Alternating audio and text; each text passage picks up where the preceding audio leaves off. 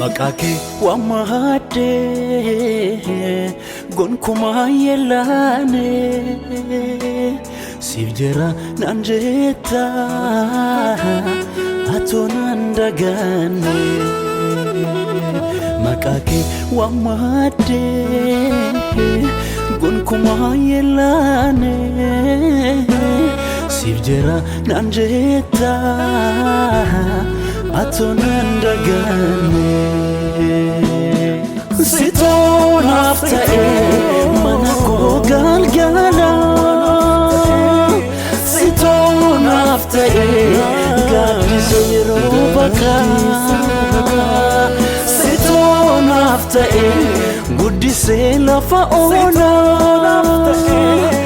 ulfa dabako naflate bukona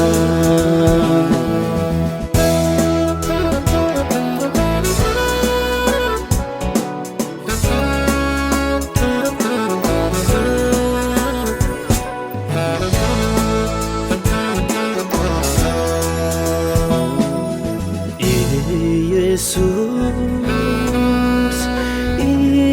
Jesus, Jesus, Jesus. Jirenyaku kan bara-bara, bokonaku kan bara-bara, sortu lebuku kan bara-bara. Ijeti anisaku kan bara-bara Kanaf si farza yonole Kanaf si jaja yonole Kanaf si farza yonole Kanaf si jaja yonole Sitiyarata galanko Sitiyarata farfalanko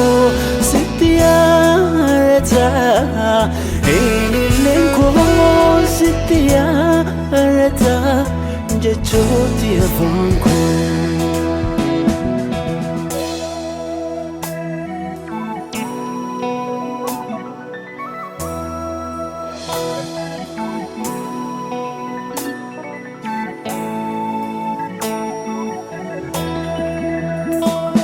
Makanke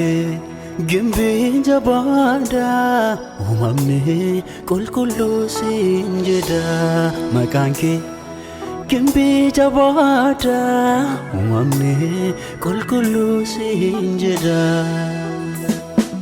Makanin kufamne makake kofa gofta Makanin nufamne makake kofa gofta Nadida marajala namatti miyofta Darabe ko gae ansin farsa gofta Nadida marajala namatti miyofta Daraben kan koti sin waaqessa gufta